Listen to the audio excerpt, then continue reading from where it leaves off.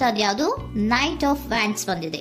ಯಾವುದೋ ಕೆಲವೊಂದು ನಿರ್ಧಾರಗಳನ್ನ ಮಾಡ್ತಾ ಇರುವಂತಹದ್ದು, ಧೈರ್ಯದಿಂದ ಕೆಲವು ನಿರ್ಧಾರಗಳನ್ನ ನೀವು ಮಾಡ್ತಾ ಇರುವಂತಹದ್ದು ರೆಪ್ರೆಸೆಂಟ್ ಆಗ್ತಾ ಇದೆ. ಆಕ್ಷನ್ಸ್ ಅನ್ನ ತಗೋತಾ ಇರುವಂತಹದ್ದು ನಿಮಗೆ ರೆಪ್ರೆಸೆಂಟ್ ಆಗ್ತಾ ಇದೆ ಬಾಟಮ್ ಆಫ್ ದ ಡಕ್ ಅಲ್ಲಿ.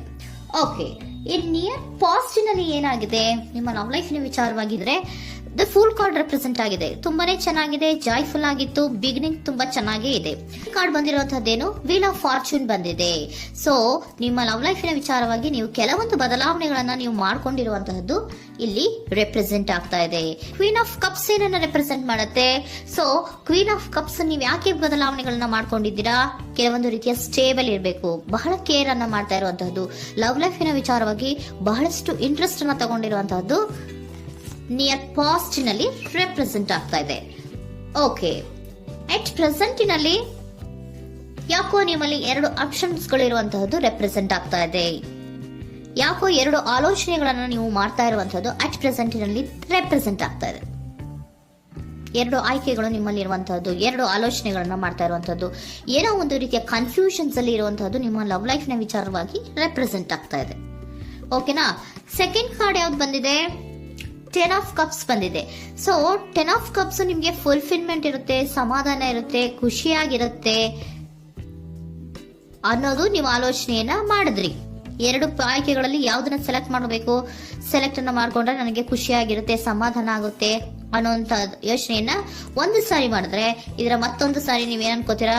ಏನಾದ್ರು ನನಗೆ ಇದರಿಂದ ಮೋಸ ಆಗುತ್ತಾ, ಅಥವಾ ಇದರಿಂದ ನನಗೇನಾದ್ರು ತೊಂದರೆ ಆಗುತ್ತಾ, ನಾನು ರಕ್ಷಣೆ ಮಾಡ್ಕೋಬೇಕಾಗತ್ತಾ ಅನ್ನೋಂತಹ ಆಲೋಚನೆಯನ್ನು ಕೂಡ ನೀವು ಮಾಡುವಂತದ್ದು ರೆಪ್ರೆಸೆಂಟ್ ಆಗ್ತಾ ಇದೆ. ಯಾಕೋ ನಿಮ್ಮಲ್ಲಿ ಸಮಾಧಾನ ಇಲ್ಲ, ಕನ್ಫ್ಯೂಷನ್ಸ್ ಇದೆ, 2 ಆಯ್ಕೆಗಳು, ಯಾವ ನಿರ್ಧಾರವನ್ನ ಮಾಡಬೇಕು ಗೊತ್ತಾಗ್ತಿಲ್ಲ.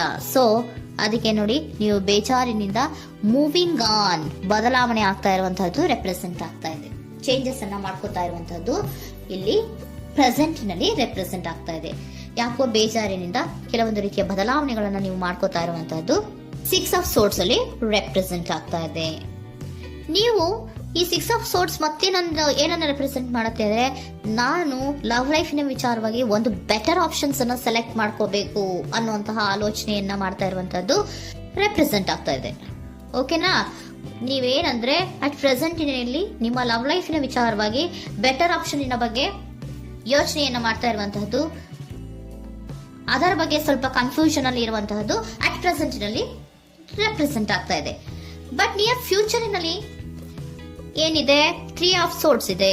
ಕೆಲವೊಂದು ರೀತಿಯ ಬೇಜಾರುಗಳಿರುವಂತಹದ್ದು, ನೋವುಗಳಿರುವಂತಹದ್ದು, ಕೆಲವೊಬ್ರು ಅಳ್ತಾ ಇರುವಂತಹದ್ದು, ಭಾವನಾತ್ಮಕವಾಗಿ ತುಂಬಾ ಫೀಲ್ ಅನ್ನ ಮಾಡ್ತಾ ಇರುವಂತಹದ್ದು ನಿಮ್ಗೆ ರೆಪ್ರೆಸೆಂಟ್ ಆಗ್ತಾ ಇದೆ. ಯಾಕೆ ನಿಮಗೆ ಆ ತರ ಆಗತ್ತೆ ಅಂತ ಅಂದ್ರೆ, ಡೆವಿಲ್ ಕಾರ್ಡ್ ರೆಪ್ರೆಸೆಂಟ್ ಆಗಿದೆ. ಸೊ ಡೆವಿಲ್ ಕಾರ್ಡ್ ಏನನ್ನ ಹೇಳತ್ತೆ?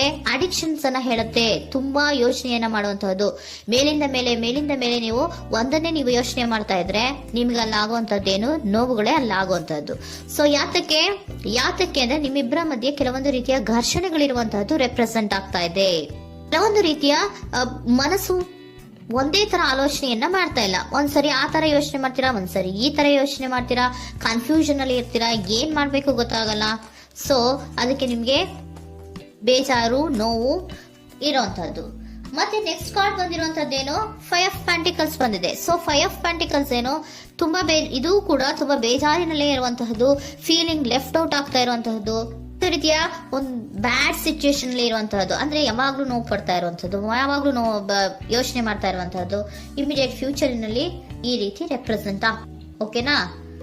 ಸೊ ದ ಮೂನ್ ಕಾರ್ಡ್ ಏನನ್ನ ರೆಪ್ರೆಸೆಂಟ್ ಮಾಡುತ್ತೆ ಅಂದ್ರೆ, ರಿಯಾಲಿಟಿಯ ಕಡೆಗೆ ಹೆಚ್ಚು ಗಮನ ಕೊಡದೇ ಇರುವಂತಹದನ್ನ ರೆಪ್ರೆಸೆಂಟ್ ಮಾಡುತ್ತೆ. ಓಕೆನಾ? ಇದಿಷ್ಟು ನಿಮ್ಮ ಮಂತಿನ love reading. Next angel guidance ನಿಮ್ಗೆ ಏನ್ ಕೊಡ್ತಾರೆ ಅನ್ನೋದನ್ನ ನೋಡೋಣ. ನೋ ಅನ್ನೋಂತ ಆನ್ಸರ್ ಅನ್ನ ಕೊಡ್ತಾ ಇದ್ದಾರೆ.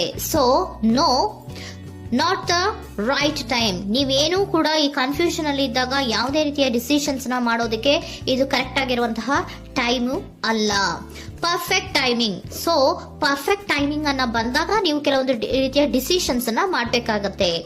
ಯಾವಾಗ ಅಂದ್ರೆ ನೀವು ಮನಸ್ಥಿತಿಯನ್ನ ನೀಟಾಗಿ ಇಟ್ಕೊಂಡಾಗ, ಕೆಲವೊಂದು ರೀತಿಯ ಕನ್ಫ್ಯೂಷನ್ಸ್ ಇಂದ ನೀವು ಆಚೆ ಬಂದಾಗ, ಯಾವಾಗ ನೀವು ಕ್ಲಿಯರ್ ಥಿಂಕಿಂಗ್ ಅನ್ನ ಮಾಡ್ತೀರಾ ಅದು ಪರ್ಫೆಕ್ಟ್ ಟೈಮಿಂಗ್. ಸೊ ಆಗ ನಿಮ್ಗೆ ಕೆಲವೊಂದು ರೀತಿಯ ಫರ್ಗಿವ್ನೆಸ್ ಅನ್ನೋದು ಇರುತ್ತೆ ಅನ್ನೋದನ್ನ ಏಂಜಲ್ ಗೈಡೆನ್ಸ್ ನಿಮ್ಗೆ ಹೇಳ್ತಾ ಇದ್ದಾರೆ. ಸೊ ಹಾಗಿದ್ರೆ ಸರೆಂಡರ್ ಕಾರ್ಡ್ಗಳು ನಿಮ್ಗೆ ಏನ್ ಹೇಳುತ್ತಾರೆ ಅನ್ನೋದನ್ನ ನೋಡೋಣ. Surrender to your soul path. Your life journey has been perfectly designed for your soul growth. Embrace every lesson and every moment. ನಮ್ಮ ಜೀವನದಲ್ಲಿ ಬರುವಂತಹ ಎಲ್ಲಾ ಕೆಲವೊಂದು ಮೂಮೆಂಟ್ಗಳನ್ನ ನಾವು ಪರ್ಫೆಕ್ಟ್ ಆಗಿ ದೇವರು ಡಿಸೈನ್ ಮಾಡಿರ್ತಾರೆ. ಅದಂದ್ರೆ ನಮ್ಮ ಲೈಫಿನಲ್ಲಿ ಏನೇನ್ ಆಗ್ಬೇಕು ಅನ್ನೋದನ್ನ ಮುಂಚೆಯೇ ದೇವರು ಬರ್ದಿರ್ತಾರೆ. ಸೊ ಅದು ಹಾಗೆಯೇ ನಡೀತಾ ಇರುತ್ತೆ. ಓಕೆನಾ? ನಾವು ನಮ್ಮ ಲೈಫ್ ನಲ್ಲಿ ಬರುವಂತಹ ಪ್ರತಿಯೊಂದು ಲೆಸನ್ಸ್ ಅಥವಾ ಪಾಠಗಳೇನಿರುತ್ತೋ ಅಥವಾ ನಾವು ಏನನ್ನ ನಮ್ಮ ಜೀವನದಲ್ಲಿ ಬರ್ತಾ ಇರುತ್ತೋ ಅದು ಒಂದು ನಮ್ಗೆ ನಮ್ಮ ಲೈಫಿನಲ್ಲಿ ಒಂದು ಲೆಸನ್ ತರ. ಸೊ ಅದನ್ನ ನಾವು ಎವ್ರಿ ಮೂಮೆಂಟ್ ಅನ್ನ ಕೂಡ ನಾವು ಎಂಬ್ರೇಸ್ ಸ್ವೀಕರಿಸಬೇಕು. ಯಾವಾಗ್ಲೂ ಕೂಡ ಅದನ್ನು ಸ್ವೀಕರಿಸಿಕೊಂಡು ಮುಂದೆ ಮುಂದೆ ಹೋಗ್ತಾ ಇರಬೇಕು. ಪ್ರತಿ ನಿಮಿಷವೂ ಕೂಡ ಒಂದೊಂದು ರೀತಿಯ ನಮಗೆ ಪಾಠ ಇದ್ದ ಹಾಗೆ ಅಂತ ಹೇಳ್ತಾ ಇದ್ದಾರೆ. Surrender unhealthy relationship. Surrender unhealthy relationship. Let go a relationship that don't serve you, including unavailable or toxic people. You deserve to be treasured by others and to be surrounded by positive people. Unhealthy relationship ನ ಕಡೆಗೆ ಹೆಚ್ಚು ಗಮನವನ್ನ ಕೊಡಬೇಡಿ.